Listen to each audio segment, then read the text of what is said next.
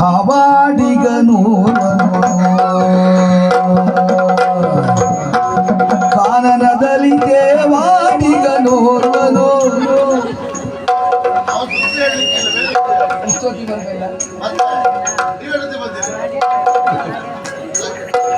ಕಾನನದಲ್ಲಿ ಗಾವಾಡಿಗನೋರ್ವನು ನಾಗನ ಅರಸುತ್ತಲೇ ನಾಗನ ಅರಸುತ್ತಲೇ ಕಾನನದಲ್ಲಿ ಗಾವಾಡಿಗನೋರ್ವನು ನಾಗನ ಅರಸುತ್ತಲೇ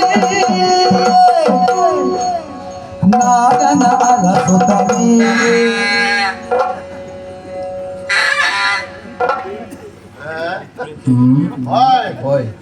ಎಷ್ಟೇ ವರ್ಷದ ಪ್ರಯೋಜನ ನೋಡಿ ಸ್ವಲ್ಪ ಗಂಟ ಮಾಡ್ಲಿಲ್ಲ ಒಂದಾದ್ರೂ ಸಿಗ್ಬಹುದು ಅಂತ ಹೇಳಿ ಎಂತದ ಹಾವು ಯಾರು ಗೊತ್ತಾಯ್ತಾ ಇಲ್ಲ ಹಾವಾಡಿಗ ಹಾವಾಡಿಗ ಹೌದು ಏನ್ ಮಾಡುವ ನಮ್ಮ ಕೆಲಸ ಅಲ್ವ ಸ್ವಾಮಿ ಜಾತಿ ಉದ್ಯೋಗ ಬಿಡ್ಲಿಕ್ಕಿಲ್ಲ ಹಾವನ್ನು ಹಿಡಿದುಕೊಂಡು ಮನೆ ಮನೆಗೆ ಹೋಗಿ ಅದನ್ನು ಆಡಿಸಿ ಹೊಟ್ಟೆ ತುಂಬಿಸಿಕೊಳ್ಳುವುದು ಆದ್ರೆ ನಮ್ಮಲ್ಲಿ ಮೊದಲೆಲ್ಲ ಬಹಳ ಹಾವಿತ್ತು ಈಗಲ್ಲ ಸುಖ ಇಲ್ಲ ಹಾವು ಕೆಲವು ಹಾವು ಹೋದವು ಕೆಲವು ಹಾಳುತ್ತಾ ಅದು ತಲೆ ಎತ್ತುವುದೇ ಇಲ್ಲ ಕೆಲವು ಅದು ಪ್ರಯೋಜನ ಇಲ್ಲ ತಲೆ ಎತ್ತಬೇಕೀಗ ನಮಗೀಗ ಚುರುಕಿರೋ ಹಾವು ಹಾಗಾದ್ರೆ ಹುಡುಕ್ತಾ ಹೊಟ್ಟದ್ದು ಹೊರಾಚ ಅಂತ ನನ್ನ ಹೆಸರು ನಿಮ್ಮಲ್ಲೇ ಮಾತಾಡ್ತಾ ಇದ್ರೆ ಹಾವು ಸಿಗುದಿಲ್ಲ ಸಮಯವಾಗ್ತದೆ ಈಗ ಮುಂದೆ ಹೋಗ್ತೀನಿ ನೋಡುವ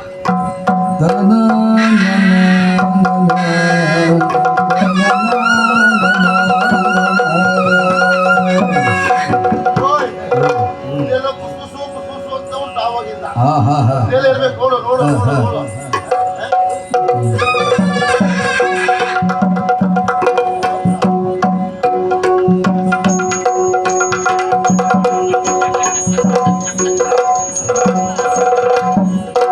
ನೋಡಿದ್ರ ಆಮೇಲೆ ಕುತ್ತಿಗೆ ಹಿಡಿದಂತ ಹಿಡಿದು ನೆಟ್ಟಗಾಯ್ತ ಹಾವು ಬೇರೆ ಹಾವು ಆದ್ರೆ ಬಾಲ ಹೀ ಆಗ್ತದ ಇದು ನೆಟ್ಟಗಾಯ್ತ ಆ ರೀತಿ ಕುತ್ತಿಗೆ ಹಿಡಿದಿದ್ದಾರೆ ಮೊದಲು ವಿಷಯದಲ್ಲಿ ಕಿತ್ತು ಆಮೇಲೆ ನೋಡುವೇನಂತ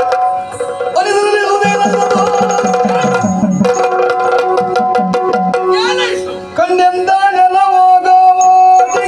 ಸ್ವಲ್ಪ ಮುಂದು ತಾನವ ಬಿಡು ದೈವವಲ್ಲವೇ ಕೊಂಡಾಡುವ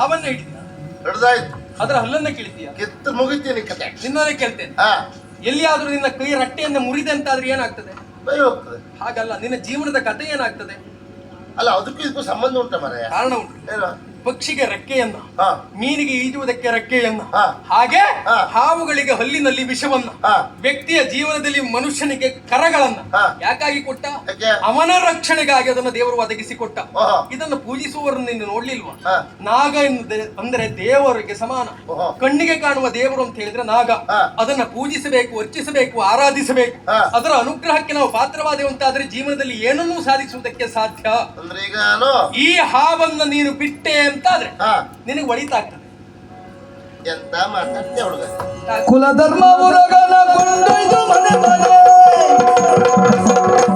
ನಮ್ಮ ಕುಲಧರ್ಮ ಉರಗನ ಕೊಂಡೊಯ್ದು ಮನೆ ಮನೆ ಅಲೆದಾಡಿ ಬದುಕುವುದು ಮನೆ ಮನೆ ಅಲೆದಾಡಿ ಬದುಕುವುದು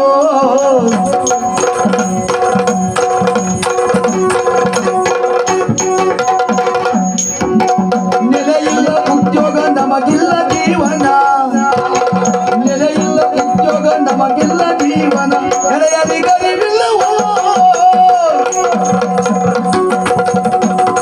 ಧರ್ಮ ಉರಗನ ಕೊಂಡೊಯ್ದು ಮನೆ ಮನೆ ಅಲೆದಾಡಿ ಬದುಕುವುದು ಮನೆ ಮನೆ ಅಲೆದಾಡಿ ಬದುಕುವುದು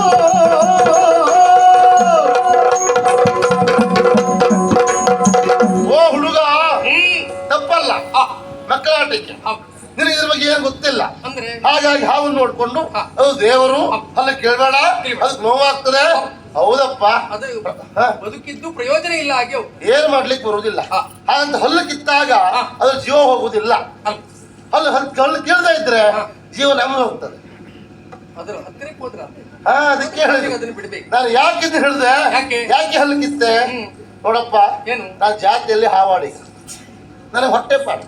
ಹಾ ಹಾ ಹಾ ಇದನ್ನ ಮಾಡ್ಬೇಕು ಬಿಟ್ರೆ ಬೇರೆ ದಾರಿ ಇಲ್ಲ. ನಾವು ಇದನ್ನೇ ನಂಬ್ಕೊಂಡದ್ ಬಿಟ್ರೆ ನಮ್ಮ ಮನೆ ತೋಟಿಲ್ಲ, ಇಲ್ಲ. ಹಾಗ ಇದನ್ನೇ ಮಾಡ್ಕೊಂಡಿರೋದೇ ಬಿಟ್ರೆ ಬೇರೆ ದಾರಿ ಇಲ್ಲ. ಇದು ತಿಳ್ಕೊಂಡು ಮನೆಗೆ ಹೋಗಿ ಹಾವನ್ನು ಆಡಿಸಿ ಹೊಟ್ಟೆ ಪಡಿ ಏನ್ ಕೊಡ್ತಾರೆ ಅವರು, ಅದ್ರಲ್ಲ ಜೀವನ ಆಗ್ಬೇಕೆ ಬಿಟ್ರೆ ನಿಮ್ ಮಕ್ಕಳಿಗೆಲ್ಲ ಗೊತ್ತಾಗುದಿಲ್ಲ. ಮಾತಾಡ್ಬೇಡ, ಹೋಗಮ್ರೆ. ನಿನಗೆ ಇದೇ ಉದ್ಯೋಗ ಅಂತ ಗೊತ್ತುಂಟು. ಈಗ ನಿನಗೆ ಹೇಳಿಕೊಡುವುದಕ್ಕೆ ತೋಟವೂ ಇಲ್ಲ, ಗದ್ದೆಯೂ ಇಲ್ಲ, ಎಂತದ್ದು ಇಲ್ಲ, ಬೇರೆ ಯಾವ ಉದ್ಯೋಗವೂ ಇಲ್ಲ ನಿನ್ನದು. ಜಾತಿ ಕಸ ಬಿಟ್ಟು ಬೇರೆ ಉದ್ಯೋಗ ಮಾಡುವಾಗ ಇಲ್ಲ ನಾವು. ಒಂದ್ ಕೆಲಸ ಮಾಡಿ, ಇದನ್ನ ಹಿಡಿದುಕೊಂಡು ಹೋಗಿ ಮನೆಗೆ ಆಡಿಸಿದೆ ಅಂತ ಆದ್ರೆ ನಿನಗೆ ಎಷ್ಟು ಸಿಕ್ಕಬಹುದು? ಒಂದೊಂದು ದಿವಸ ಅಡ್ಡಿಲ್ಲ, ಇನ್ನೊಂದು ಕೆಲವು ದಿವಸ ಅರ್ಧಂಬರ್ಧ. ಅಂದ್ರೆ ಆ ದಿವಸಕ್ಕೆ ಎಷ್ಟು ಬೇಕೋ ಅಷ್ಟು ಅಷ್ಟೇ. ಅಂದ್ರೆ ನಿನಗೆ ನಾವು ಆಸೆ ಪಡುದು ಅಷ್ಟೇ. ಹೆಚ್ಚಿಗೆ ಕೊಟ್ಟರೆ ನಮ್ಗೆ ಇಟ್ಕೊಳ್ಲಿಕ್ಕೆ ಆಗುದು. ಆ ದಿವಸಕ್ಕಾದ್ರೆ ಸಾಕು ನಮ್ಗೆ. ಅಷ್ಟು ಇವತ್ತಿನ ದಿವಸ. ಹೌದೌದು. ಒಂದ್ ಕೆಲಸ ಮಾಡಿ, ಏನೋ ಇನ್ನು ನೀನು ಈ ಉದ್ಯೋಗ ಮಾಡುವುದೇ ಬೇಡ. ಮಾಡ್ತಿಲ್ಲ ನಾಳೆಯಿಂದ. ನೀ ಯಾಕೆ ಅವಸರ? ಎಂತ ಮಾತಾಡ್ತೆ ಮಾರೇ ನೀನು? ಹೌದಪ್ಪ, ಹೇಳುವವ ಸಣ್ಣ ಹುಡುಗ ಎನ್ನುವ ಹಾಗೆ ನನ್ನ ಮಾತನ್ನ ತಿರಸ್ಕರಿಸುವಂತಿಲ್ಲ. ನೀನು ಈ ಹಾವನ್ನು ಮೊದಲು ಬಿಡು. ಬಿಟ್ಟೆ ಅಂತಾದ್ರೆ ನಿನ್ನ ಜೀವನಕ್ಕೆ ಇವತ್ತಲ್ಲ, ಇನ್ನು ನೀನು ಸಾಯುವ ತನಕ ಅಲ್ಲ, ನಿನ್ನ ಕುಟುಂಬಕ್ಕೆ ಅಲ್ಲ, ನಿನ್ನ ಮುಂದಿನ 10 ತಲೆಮಾರುವರೆಗೆ ಕುಳಿತುಕೊಂಡು ತಿನ್ಬಹುದು, ಅಷ್ಟು ವ್ಯವಸ್ಥೆ ನಾ ಮಾಡ್ಕೊಡ್ತೇನೆ. ಎಲ್ಲರೂ ಬೇಕಾ ಮುರಿದಾಗ್ತದೆ ಹಾಗೆ ಊಟ ಮಾಡುದೆಲ್ಲರೂ. ಹಾಗಲ್ಲ, ದುಡಿಯುವ ಕೆಲಸವೇ ಬೇಡ, ಅಷ್ಟು ವ್ಯವಸ್ಥೆ ಆಗ್ತದ. ಅಷ್ಟು ವ್ಯವಸ್ಥೆ ಮಾಡಿಕೊಡ್ತೇನೆ. ಮತ್ತೆ ನನ್ನ ಮಾತಿನ ಮೇಲೆ ಭರವಸೆ ಇಡು. ಹೌದಾ? ಮೊದಲು ಹಾವನ್ನು ಬಿಡು. ನಿನ್ ಮುಖ ನೋಡ್ರೆ ನೀ ಒಳ್ಳೆ ಕುಲ್ದಲ್ಲಿ ಹೊಡೆದವ್ ಕಾಣುತ್ತೆ, ಆಗ ಒಳ್ಳೆ ಮಂತ್ರ ಹೊಡೆದ ಕಾಣುತ್ತೆ. ಆಗ ನಿನ್ನ ಮಾತಿನ ಭರವಸೆ ಇಟ್ಟು ಹಾವು ಬಿಡುತ್ತೆ. ಯಾವ ಕ್ಷಣಕ್ಕೂ ನನ್ನ ಮಾತಿನ ಮೇಲೆ ಭರವಸೆ ಬಿಡುದು. ಕಡೆಗೆ ಮತ್ತೆ ಕೈ ಕೊಟ್ರೆ ಮತ್ತೆ ಬೇಡ ಹೇಳ್ದ. ನಾನಿನ್ ಕೊಡುವುದೇ ಕೈ, ನಾನಿನ್ ಕೊಡುವುದೇ ಕೈ, ನಾ ಬಿಡುದೇ ಇಲ್ಲ. ಅದಲ್ವಾ ಈ ಬುದ್ಧಿ ಅಂತ ಕೇಳಬೇಡ. ನಾನಿನ್ ಕೊಡುವುದೇ ನನ್ನ ಕೈಯಿಂದಲೇ ಕೊಡುವುದಂತ. ಕೈಯಿಂದಲೇ ಕೊಡ್ತೀಯ? ಹೌದಾ? ಹಾಗಾದ್ರೆ ಬಿಡುತ್ತೆ. ಒಂದು ಹಾವಾಗಿತ್ತು ಮರೆ ನೀ. ನಿನ್ನ ಜೀವನದಲ್ಲಿ ಎಂತೆಂತ ಹಾವು ನೋಡಿದವ ಇದನ್ನ ಹಿಡ್ಕೊಂಡು ಮರೆ. ನಾ ಮೊದ್ಲಿಂದು ಹಾವಿನೊಟ್ಟಿಗೆ ಬದುಕ್ತವ. ಈಗ ಅಂತ ಹಾವಲ್ಲ, ಇಲ್ಲೇ ಈಗ. ಮೊದ್ಲಿತ್ತಲ್ಲ ಅಪ್ಪಾ, ಮೊದ್ಲಿದ್ದ ಹಾವು ಏನ್ ಕೇಳುತ್ತೆ, ಅದು ಪಶು ಹೇಳ್ಕೊಟ್ರೆ ಅಬ್ಬೋ ಭಾರಿ ಇತ್ತು. ಈಗ ಒಂದ್ಸಕ್ಕೆ ಕೃಷ್ಣ ಸ್ವಲ್ಪ ಮರೆ ಅದನ್ನ ಬಹಳ ಆಗ್ತದೆ.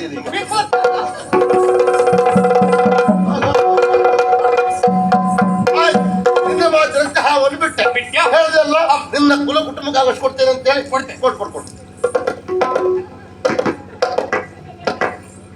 ನಾ ಯಾವ ಬಾಯಲ್ಲಿ ಹೇಳ್ದೆ ಮಾರ, ನೀ ಒಳ್ಳೆ ಮಂತಂದ ಹುಡ್ದವ ಅಂತೇಳಿ. ಅಂತ ಮಂತಂದಲ್ಲೂ ಇಂಥವ್ರಿದ್ದಾರೆ. ಅಂದ್ರೆ ನಿನಗೆ ಅಂತ ಪೂರ್ವ ಅದಲ್ವಾ, ಕಲ್ಪನೆ ಮಾಡ್ಕೊಂಡದ್ದ. ಕಲ್ಪನೆ ಅಲ್ಲ, ಗೊತ್ತುಂಟು ಅಂತಲ್ಲ, ಮುಖರೊಳಗೆ ಗೊತ್ತಾಗ್ತದೆ ಅಂತ ಹೇಳಿ. ಏನ್ ತಿಳ್ಕೊಂಡೆ ನೀನು? ಅಂದ್ರೆ ಒಳ್ಳೆ ಹುಡುಗ ಇವ, ಆಡು ಬಂದು ತಪ್ಪುದಿಲ್ಲ ಅಂತ ಹೇಳಿ ಈಗ ಕೊಡುವ. ನೀ ಅದನ್ನೇ ಯಾಕೆ ಆಲೋಚನೆ ಮಾಡ್ತೀವಿ? ಕೈ ನೋಡ,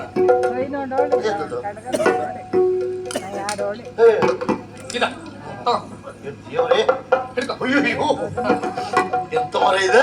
ಹಾಗೆ ಎಲ್ಲಿ ಜಾತ್ರೆ ಆಗಿತ್ತೀರ? ನಮ್ಮನೆ ಪಾಕದಲ್ಲಿ ಆಗಿತ್ತು, ನಿನಗಾಗಿ ತೆಗೆದಿಟ್ಕೊಂಡಿದ್ದೆ ಇವತ್ತು ಕೊಡುವಂತ. ಹಾಗಲ್ವಾ? ಇದನ್ನು ತಂದೆ ಯಾಕೆ, ಇದನ್ನು ನನಗೆ ಕೊಟ್ಟೆ ಯಾಕೆ? ಇದು ಇಲ್ಲಿದಲ್ಲ, ಇಲ್ಲಿದಲ್ಲ, ಮತ್ತೆ ಬಹಳ ಮೇಲಿನ ಲೋಕದ. ಮೇಲ್ಲೋಕದ ಅಂದ್ರೆ ದೇವಲೋಕದ್ದು. ಹೌದು, ಅಲ್ಲಿ ನನ್ನ ಅಪ್ಪನಿಗೆ ಸನ್ಮಾನವಾಗಿ ಅವನಿಗೆ ಕೊಟ್ಟದಂತ. ಹೌದು, ನನ್ನ ಅಜ್ಜ ಮಾಡಿರುವಂತ ಸಾಹಸವನ್ನ ಕಂಡು ಅಜ್ಜನ ನಂತರದಲ್ಲಿ ತಂದೆಯನ್ನು ಅಲ್ಲಿಗೆ ಕರೆಸಿ ಅವರಿಗೆ ಕೊಟ್ಟಿರುವಂತ ವಿಶೇಷವಾದಂತ ಕಡಗವಂತೆ. ಓ, ಅಜ್ಜ ಮಾಡೋ ಸಾಧನೆಗೆ ಅಪ್ಪನಿಗೆ ಕೊಟ್ಟದ್ದು, ಅಪ್ಪಂದೀಗ ನಿಂಗ್ ಬಂತು. ಎಂತ ಮಂತನ ಮಾರ. ನೋಡು, ಅಜ್ಜನಿಂದ ಅಪ್ಪನಿಗೆ ಬಂತು, ಅಪ್ಪನಿಂದ ನನಗೆ ಬಂತು, ನನ್ನಿಂದ ನಿನಗೆ ಬಂತು. ನಾ ನಿನ್ ಮಗನ ಹಾಗಲ್ಲ, ನಾನ್ ನಿನಗೆ ಕೊಟ್ಟೆ ಯಾಕೆ? ಮಾಡಿದ್ದೆ.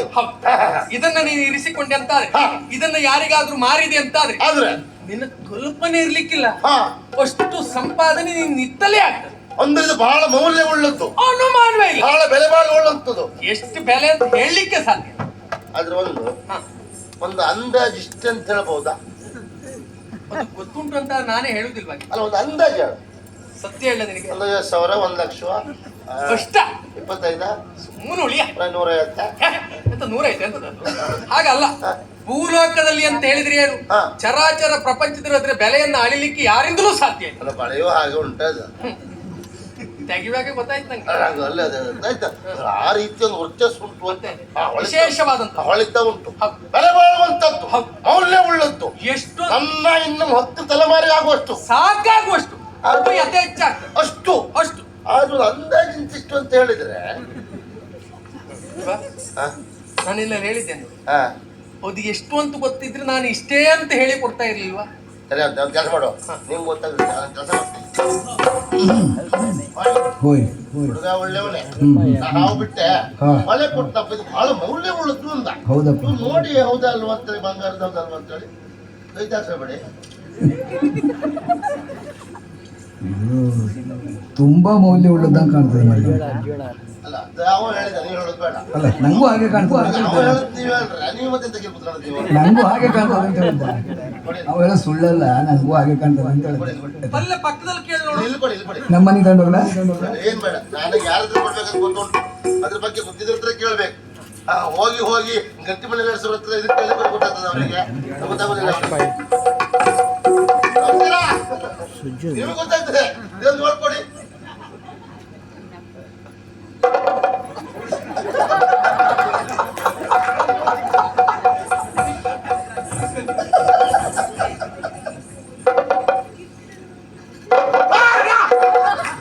ನಮಸ್ಕಾರ. ಅದರಲ್ಲ ಚೂರು ತಿಕ್ಕಿ ಉದಿರ್ಸ್ಕೊಂಡ ಮತ್ತೆ ಅದನ್ನು ಉಂಗ್ರ ಬಡಾಕೊಳ್ಳೋ ಅಂತಲ್ಲ, ಬುದ್ಧಿವಂತರ ಬರಲಿ. ಮತ್ ನಿನಗೊಂದು ವಿಷಯ ಇಲ್ಲ, ನಾನು ಪ್ರಾಮಾಣಿಕವಾಗಿದ್ದೇನಂತ ಎಲ್ಲರೂ ಹಾಗೆ ಇರ್ತಾರೆ ಅಂತ ತಿಳ್ಕೊಳ್ಳಿ. ಹೌದು ಮಾರಾಯ, ಒಳ್ಳೆ ಕೆಲಸ, ಉದಿರಷ್ಟು ಉದಿರ್ಲಿ ಅಂತ ಏನೇ ಇದ್ರು ನೀನು ಹೇಳೋ ಬಗ್ಗೆ ವಿಶ್ವಾಸ ಬಂತಾರೆ. ಅವರು ಹೇಳಿದ್ರು ಇದು ಬಂಗಾರದ ಬಹಳ ಮೌಲ್ಯ ಉಳ್ಳತ್ತು ಅಂತ. ಅಂದಾಜು ಹೇಳಿಲ್ಲ, ನೀನು ಬಡಿದು ಕೊಂತೆ. ನಂಗೊಂದು ಅಂದಾಜು ಆಗ್ಬಿಟ್ರೆ ನೀನು ಒಂದ್ ಕೆಲಸ ಮಾಡು, ಅದನ್ನ ಹಿಡ್ಕೊಂಡು ಜೀವನ ಪರ್ಯಂತ ಅಂದಾಜೇ ಮಾಡುವುದಾಗ್ತದೆ. ಯಾರಿಗೆ ಕೊಡ್ಬೇಕು ಅವ್ರಿಗೆ ಕೊಟ್ಟು ನಿಂಗೆ ಎಷ್ಟು ಬೇಕೋ ಅಷ್ಟು ತಗೊಂಡು ಹೋಗ್ತಾ ಇದ್ದೆ. ಅಲ್ಲ ಅದ್ರ ಅದಕ್ಕಲ್ಲ, ಅಂದಾಜು ಹೇಳ್ಬಿಟ್ರೆ ಅವ್ರು ಕೊಡ್ತೇವಲ್ಲ.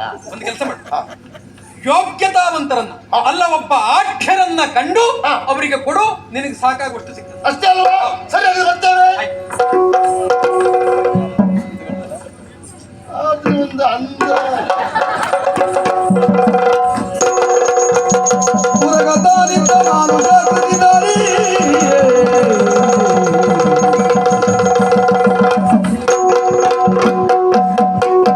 ಉರಗತಾನಿದ್ದಲು ಮಾನುಷಾಕೃತಿ ತಾಳಿ ಶರಣೆಂಬೆ ಜೀವ ರಕ್ಷಿಸಿದೆ, ಶರಣೆಂಬೆ ಜೀವ ರಕ್ಷಿಸಿದೆ. ಮರೆಯಲಾರೆನು ನಾಗಾಧಿಪ ಮಂದಿರಾಟ ತರಣಗಿನ್ನದ ವಂದಿಸಿಕೊಳ್ತಾ ಇದ್ದೇನೆ. ಯಾರು ಎತ್ತ ಎನ್ನುವುದು ಗೊತ್ತಾಗಿಲ್ಲ, ಒಮ್ಮೆಗೆ ಬೆಲದಿಂದ ಎದ್ದು ಬಂದಿಲ್ಲ. ಕಾರಣ ಉಂಟು, ಇದು ಮನುಷ್ಯ ಆಕೃತಿ. ಹೌದಾ? ಈ ಹಿಂದೆ ಹಾವಿನ ರೂಪದಲ್ಲಿದ್ದವ ನಾನು, ನನ್ನನ್ನ ಸೆರೆ ಹಿಡಿದವ ಆತ. ಅವನ ವಶದಲ್ಲಿದ್ದೆ.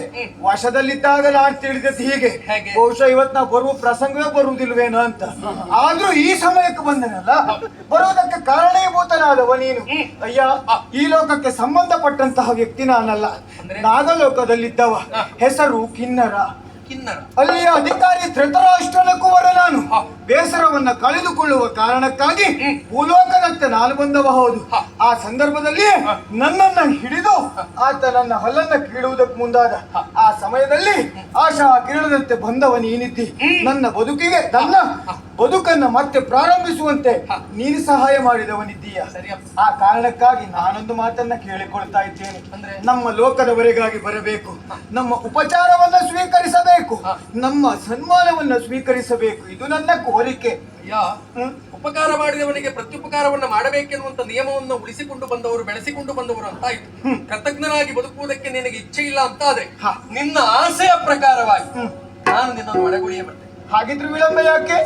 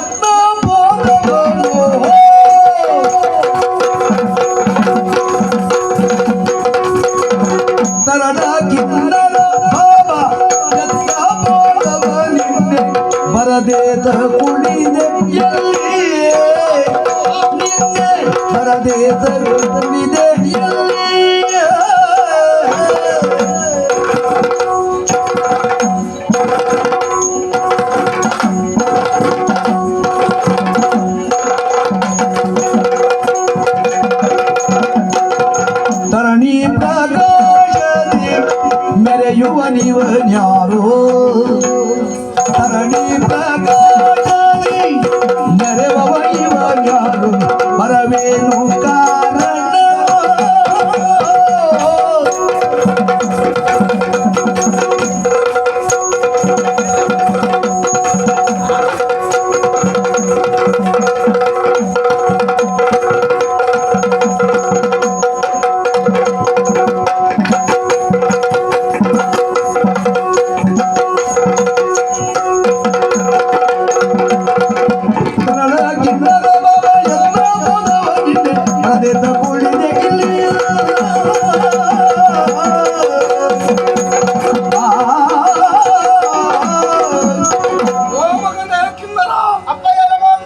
ಸಂತೋಷವಾಯ್ತಪ್ಪ. ಆಶ್ಚರ್ಯ. ಮೂಲಕ್ಕಾಗಿ ಹೋದವನಿಗೆ ಹೌದಪ್ಪ. ಒಟ್ಟಿಗೆ ಅವ ದಳ ಕಾಣ್ತಾ ಇದ್ದಾನೆ. ಧರಣಿ ಪ್ರಕಾಶಮಾನವ. ಹಾಗಾಗಿ ಅವ ಯಾರು, ಎಲ್ಲಿ ಸಿಕ್ಕಿದ, ಯಾಕ ಕರ್ಕೊಂಡು ಆಲಿಸಬೇಕು. ತದ ಮೇದಿನಿಯಲ್ಲಿ ಚಲಿಸುವ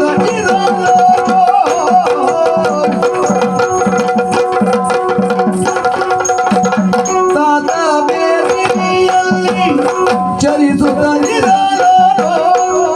ಮೇದಿನಿಯಲ್ಲಿ ಚಲಿಸುತ್ತ ಕಾದಿಸಲೋರ್ವ ನಿರ್ನಾಂಗ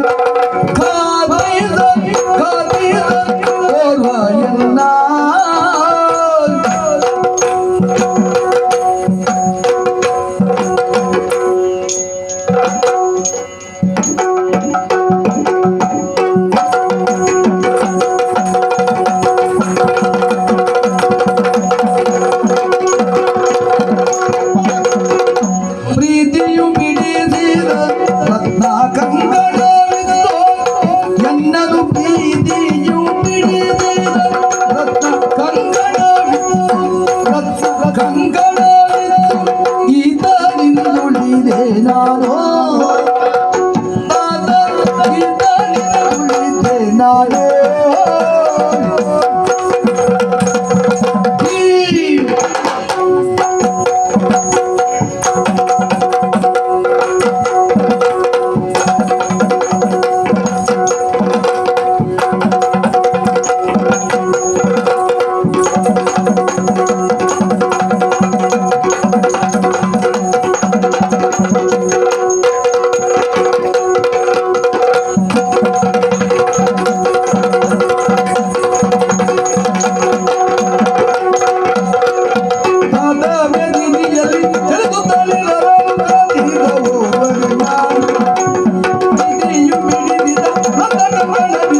ಈತನಿಂದುಳಿದೆ ನಾನು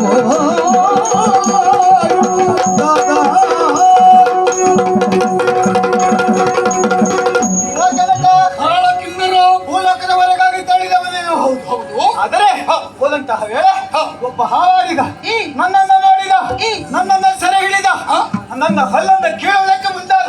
ಯೋ ಆಮೇಲೆ ಮಗನೇ, ಆ ಸಂದರ್ಭದಲ್ಲಿ ಇವ ಬಂದದ್ದು ಹೌದು, ರಕ್ಷಣೆಯಲ್ಲಿದ್ದದ್ದು ಹೌದು. ಸರಿ. ಆ ಕಾರಣಕ್ಕಾಗಿ ಪ್ರತ್ಯುಪಕಾರಕ್ಕೆ ನಾನೇ ಮಾಡಬೇಕು ಅಂತ ಆಲೋಚನೆ ಮಾಡಿದಾಗ ನೆನಪಾದದ್ದು ಒಂದೇ ಮಾರ್ಗ. ಇವನಿಗೆ ನಮ್ಮ ಲೋಕದಲ್ಲಿ ಒಂದು ಸನ್ಮಾನ ಮಾಡಿದ್ರೆ ಹೇಗೆ ಆಲೋಚನೆ ಮಾಡಿದೆ. ರತ್ನ ಕಂಕಣವನ್ನು ಇತ್ತು ಕಾಪಾಡಿದಾತನಿಗೆ ನಮ್ಮಲ್ಲಿಯ ಸತ್ಕಾರ ಹೇಗೆ, ಏನು ಹೇಳುವುದನ್ನು ತಿಳಿಸಬೇಕಲ್ಲ. ಆ ಕಾರಣಕ್ಕಾಗಿ ಕರೆತಂದವರಿದ್ದೇನೆ. ಹಾವಾಡಿಗ ನಿನ್ನನ್ನೇ ಬಂಧಿಸಿದ ಅನ್ನುವುದಾಯಿತು. ಅಂತೂ ಉಪಕಾರ ಮಾಡಿದ್ದಾನೆ. ಉಪಕಾರ ಮಾಡಿದವರಿಗೆ ನಾವು ಅಪಕಾರ ಮಾಡಬಾರದು, ಪ್ರತ್ಯುಪಕಾರ ಮಾಡಬೇಕು. ಪ್ರತ್ಯುಪಕಾರವನ್ನು ಮಾಡಬೇಕು. ನಾಗಲೋಕಕ್ಕೆ ಬಂದಿದ್ದಾನೆ ಅಂತಾದ್ರೆ ವಿಳಂಬ ತರವಲ್ಲ, ನಮ್ಮ ಆದರ ಆತಿಥ್ಯವನ್ನು ಸ್ವೀಕರಿಸಬೇಕು. ಏನಾದ್ರೂ ಕೊಟ್ಟೇ ಕಳಿಸ್ಬೇಕು ಅಲ್ವಾ. ನಮ್ಮಲ್ಲುಂಟು ಮುತ್ತು ರತ್ನ ವಜ್ರ ವೈಢೂರ್ಯ. ಮಗನೇ, ಅವನನ್ನು ಉಪಚಾರ ಮಾಡಿ ಒಂದಿಷ್ಟು ಕಳಿಸಿ. ಮುತ್ತು ರತ್ನಗಳನ್ನೆಲ್ಲ ಕೊಡುವುದಲ್ಲ, ಮತ್ತೆ ಮಾರ್ಗ ಮಧ್ಯದಲ್ಲಿ ತೀರ್ಮಾನವನ್ನ ಕೈಗೊಂಡು ಬಂದಿದ್ದೇನೆ. ಉಳಿದ ರತ್ನಗಳಿಗಿಂತ ನಮ್ಮಲ್ಲಿರುವಂತಹ ಕನ್ಯಾ ರತ್ನವನ್ನ ಇವನಿಗೆ ಕೊಟ್ಟರೆ ಹೇಗೆ ಅಂದ್ರೆ, ನನ್ನ ತಂಗಿ ಆಗಿರುವಂತಹ ಲಲಿತೆಯನ್ನು ಕೊಟ್ಟು ಇವನಿಗೆ ಮದುವೆ ಮಾಡಿದ್ರೆ ಹೇಗೆ.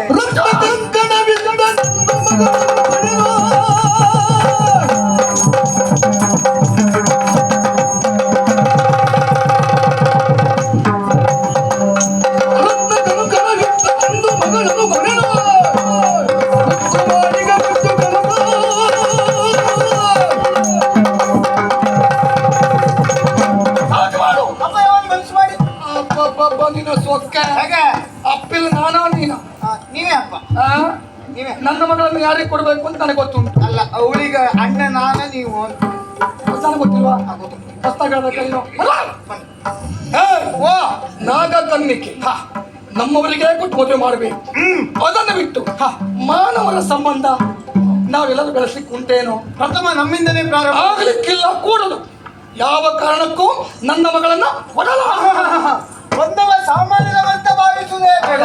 ಅವನ ಹಿನ್ನೆಲೆಯನ್ನ ತಿಳಿದೇ ಬಂದವ ನಾನಿದ್ದೇನೆ. ಓಹೋ. ಅಪ್ಪ, ಸಾಮಾನ್ಯ ವಂಶವಲ್ಲ, ಪವಿತ್ರವಾಗಿರುವಂತ ಚಂದ್ರ ವಂಶದಲ್ಲಿ ಆವಿರ್ಭಾವಕ್ಕೆ ಬಂದವನಿದ್ದಾನೆ. ಅದರಲ್ಲಿಯೂ ಚಂದ್ರವಂಶದವ.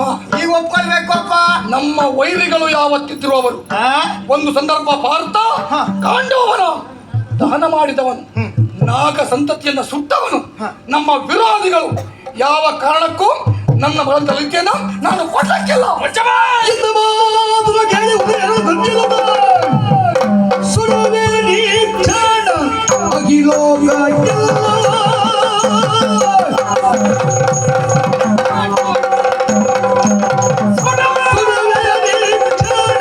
ಅಗಿಲೋಕ ಅಗಿಲೋಕ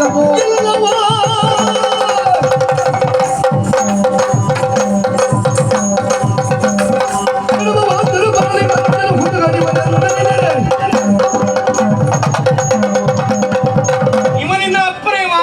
ಅನುಮಾನವ ನಿನ್ಗೆ? ಅಪ್ಪನೇ ಇವ, ನಿನ್ನ ದೊಡ್ಡ ಬೆಪ್ಪ ಇವ. ಏಯ್, ಏನು ಸಂಸ್ಕಾರ ಇಲ್ಲದಿದ್ರೆ ಹಾಗೆ ಮಾತಾಡ್ತಾ ಇದ್ದಿ? ಏನು ನನ್ನನ್ನು ಇಲ್ಲಿವರೆಗೆ ಕರಿತಾ ಅಂತ ನಾನು ನಿಮ್ಮಲ್ಲಿ ಹೇಳಿದ್ನ? ನಾನು ನಿಮ್ಮಲ್ಲಿ ಹೋಗರಿದ್ದಿದ್ನ? ನಿಮ್ಮ ಮಗಳನ್ನು ಕೊಡಿ ಎಂದು ಹಾಗೆ ನಾನು ಕೇಳಿದ್ದ? ಕೇಳಿದವನೇ ಅಲ್ಲ. ಬಾಯಿಗೆ ಬಂದ ಹಾಗೆ ಮಾತಾಡಿದೆ ಅಂತಾದ್ರೆ, ನಮ್ಮ ವಂಶದ ಮೇಲೆ ಹಗೆ ತೀರಿಸಿಕೊಳ್ಳುವಂತ ಮಾತನ್ನು ನೀನು ಉದ್ಗರಿಸ್ತೀಯ ಅಂತಾದ್ರೆ, ಇಡೀ ನಿಮ್ಮ ಈ ನಾಗ ಲೋಕವನ್ನ ಸುಟ್ಟು ಹುಚ್ಚು ಬಾಲಕ ಮರಣವು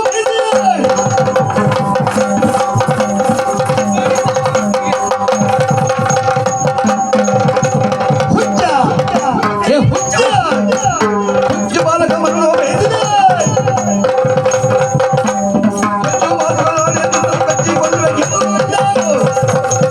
ಹುಚ್ಚ ಹುಚ್ಚ ಹುಚ್ಚ ಹುಚ್ಚ ದೊಡ್ಡ ಹುಚ್ಚ. ನಿನ್ನ ಅಪ್ಪ ಹುಚ್ಚ. ಎಲ್ಲ ಸಿಕ್ಕಿಬಿಟ್ಟು ನನಗೆ ಹುಚ್ಚ. ನಾಗಲೋಕವನ್ನೇ ಸುಡುತ್ತಾನಂತೆ. ಬಿಡುವುದಿಲ್ಲ. ಸಣ್ಣ ಬಾಲಕ ಇವ ಎಲ್ಲಾದ್ರೂ ಸುಡ್ಲಿಕ್ಕೆ ಹೊಲ್ಟ ಅಂತಾದ್ರೆ ಇವ ಏನ ಏನ ನೋಡ್ಲಿಕ್ಕೂ ಚಂದ ಇದ್ದಾನೆ. ಒಂದು ಮದುವೆ ಮಾಡಿಸಪ್ಪ. ಮುಕುಲ ಮಾತಾಡ್ತಾ ಅಧಿಕ ಪ್ರಸಂಗಿ.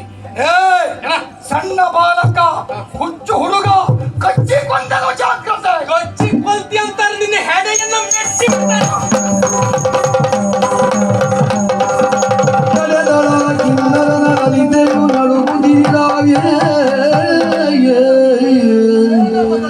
ಜನಕನೆ ಕೋಪವಿದೇನು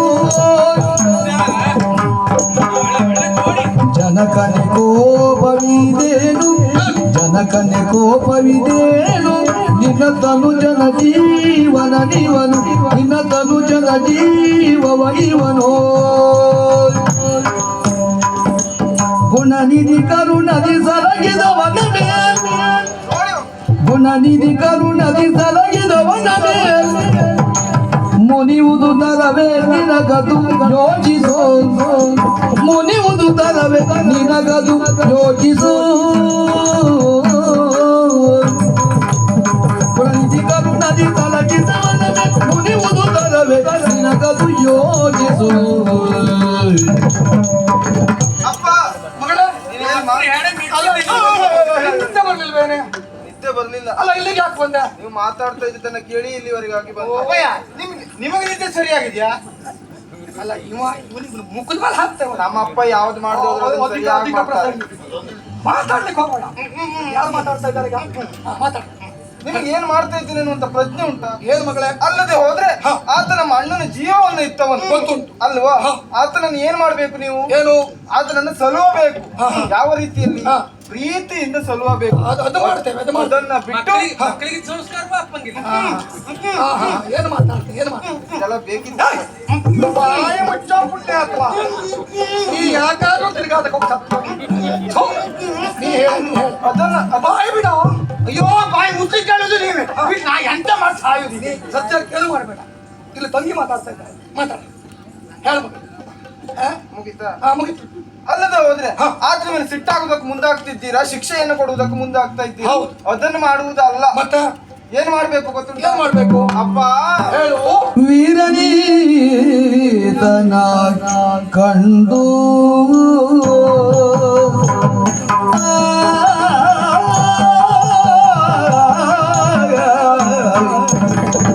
ವೀರನೀತನ ಕಂಡು ವೀರಾಯಿತನ ವೀರನೀತನ ಕಂಡು ಕಂಡು ಕಂಡು ಮನ ಸೂರೆಯಾಗಿದೆ ಇಂದು ಮನಸೂರೆಯಾಗಿದೆ ಮನಸೂರೆಯಾಗಿದೆ ಮನಸೂರೆಯಾಗಿದೆ ಇಂದು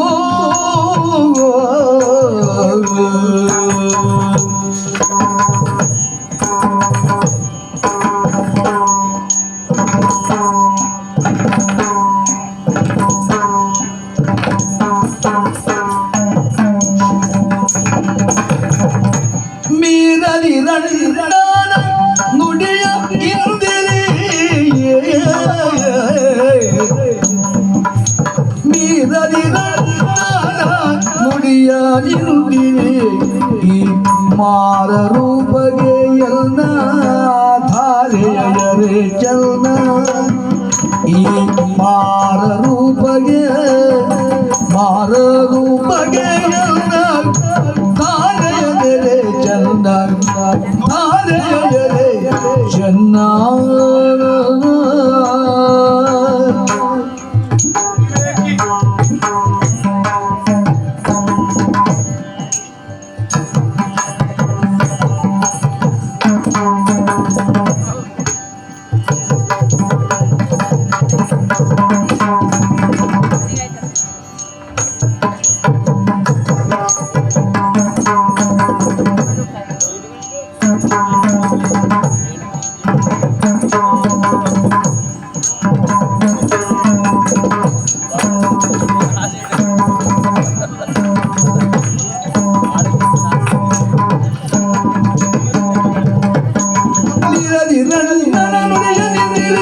ಮಾರರು ಬಗೆಯನ್ನ ದಾರೆಯ ನೆರೆ ಜನ ಮಾರರು ಬಗೆಯನ್ನ ದಾರೆಯ ನೆರೆ ಜನ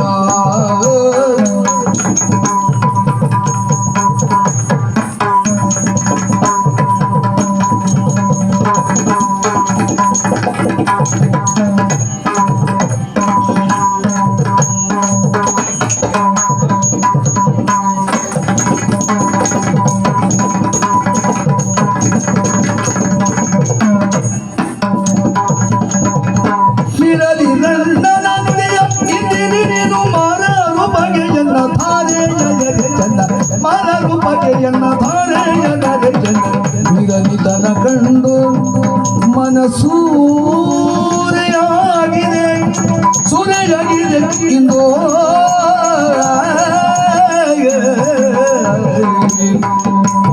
ಜನಗ ಅಪ್ಪ ಮಗಳ ಆದ್ರನ್ನು ಶಿಕ್ಷಿಸುವುದಕ್ಕೆ ಮುಂದಾಗುವುದಲ್ಲ.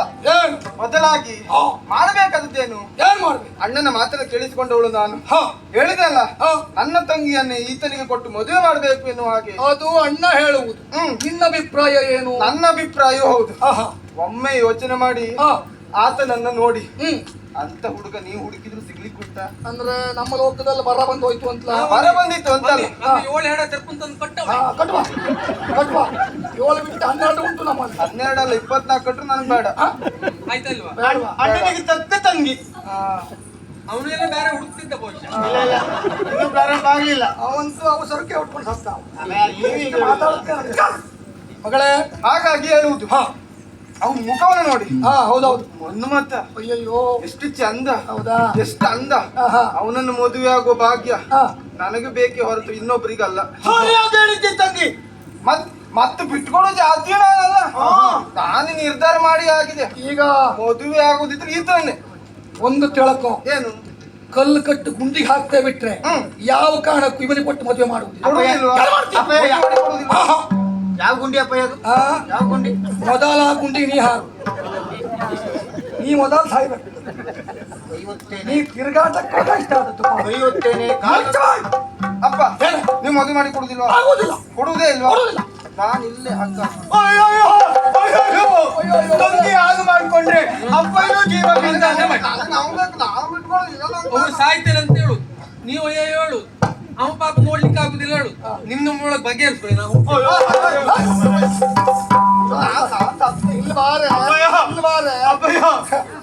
ಅವಳು ಸತ್ತೋದ ನಂತರದಲ್ಲಿ ನೀನು ಸತ್ತೋಗ್ತಿ, ನಾವಪ್ಪ ಏನ್ ಮಾಡಿ ಸಾಯುದಪ್ಪಯ್ಯ? ನೀ ಮೊದಲ ಸಾಯ್ಬೇಕು. ನಿಮ್ದೊಳ್ಳೆ ಕಥೆ ಆಯ್ತಲ್ಲಪ್ಪಯ್ಯ. ಬಾ ಮಗ. ಹತ್ತು ಹಲವು. ಮೂರು ಜನರು ಸಾಯ್ರು.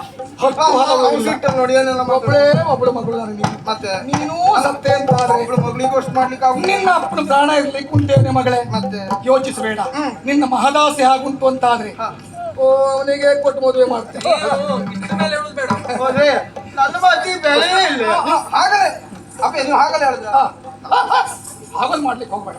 ಉದಯನ ತಪ್ಪಾಗಿ ಹೋಯ್ತು ನನ್ನದು. ನಮ್ಮದೊದಕ್ಕಾಗಿ ಬಂದೆ, ನಿಲ್ಲಿಸುವುದಕ್ಕೆ ಮುಂದಾಗಿಬಿಟ್ಟೆ. ಅದು ಕ್ಷಮೆ ಇರಲಿ. ಶುಭ ಮುಹೂರ್ತಕ್ಕೆ ನಮ್ಮನ್ನು ಉತ್ತರಿಸಬೇಕು. ಮದುವೆಯಾಗಿ ಧೃತರಾಷ್ಟ್ರ ನಿನ್ನಲ್ಲಿ ತಪ್ಪು ಕಲ್ಪನೆ ಇರಬಹುದು. ಆವತ್ತೊಂದಿನ ಸಂದರ್ಭದಲ್ಲಿ ಪಾರ್ಥ ಮಾಡಿರುವಂತ ಕಾರ್ಯವನ್ನು ಕಂಡು ನಿಮ್ಮ ವಂಶವನ್ನು ನಿರ್ನಾಮ ಮಾಡುವುದಕ್ಕೆ ಮುಂದಾದ ಎನ್ನುವ ಹಾಗೆ ಭಾವಿಸುವುದು ಬೇಡ. ಅಗ್ನಿಗೆ ಆವರಿಸಿರುವಂತಹ ಅಜೀರ್ಣದ ನಿವಾರಣೆಗಾಗಿ ವನಸ್ಪತಿಗಳಿರುವಂತಹ ಕಾಡವುದಾದ್ದರಿಂದ ಆ ಕಾಡನ್ನು ದಹಿಸುವಲ್ಲಿ ಮನ ಮಾಡಿದ್ದೆ ಬಿಟ್ಟರೆ ನಿಮ್ಮ ಸಂತತಿಯಲ್ಲಿ ಉಂಟು ಎನ್ನುವುದು ಅವನಿಗೂ ಅರ್ಥವಾಗಿರಲಿಲ್ಲ. ತಪ್ಪಾಗಿ ಭಾವಿಸಿಕೊಂಡೆ. ಯೋಚನೆ ಮಾಡುವುದು ಬೇಡ. ನಿನ್ನ ಆಸೆಯ ಪ್ರಕಾರ ಅಲ್ಲ, ಇವಳ ಆಸೆಯ ಪ್ರಕಾರವಾಗಿ ಇವಳನ್ನು ವರಿಸಬೇಕು ಅಂತಾದ್ರೆ ಇದು ಸರಿಯಾದಂತ ಕಾಲ ಅಲ್ಲ. ಮತ್ತೆ ನನಗೂ ಹಿರಿಯವರಿದ್ದಾರೆ, ಅವರಿಗೆ ವಿಚಾರವನ್ನು ಬರುತ್ತೇನೆ. ಆ ಶುಭ ಸಂದರ್ಭದಲ್ಲಿ ನೀನು ಹೇಳಿದ ಹಾಗೆ ಬಂದು ನಿನ್ನ ಮಗಳನ್ನ ನಾನು ವರಿಸ್ತೇನೆ. ಕೇಳಿದ್ದೇನೆ. ನನ್ನ ಅಪ್ಪನಿಗೆ ತಲೆ ಈಗ ಸರಿ ಸಮಾಧಾನ ಆಯ್ತೇನೆ. ಅಲ್ಲ ಅರ್ಧ ಸಮಾಧಾನ ಆಯ್ತು. ಆದಷ್ಟು ಬರ್ಲಿ ಬೇಗ ಬರ್ಲಿ. ಬರ್ತಾನಂತೆ, ಮದುವೆ ಆಗ್ತಾನಂತೆ. ನಾ ಬಿಟ್ಟು ಕೊಡುವಲ್ಲ. ನಿನಗೆ ಸಮಾಧಾನ ಆಯ್ತು. ಮನ ತುಂಬಿ ಬಂತು. ಆದರ ಆದಿತ್ಯ ಸ್ವೀಕರಿಸಬೇಕು, ಬರಬೇಕು. ಆದಷ್ಟು ಬೇಗ ನಾನು ಬರುವಂತ ಸಿದ್ಧತೆಯೊಂದಿಗೆ ಇರು.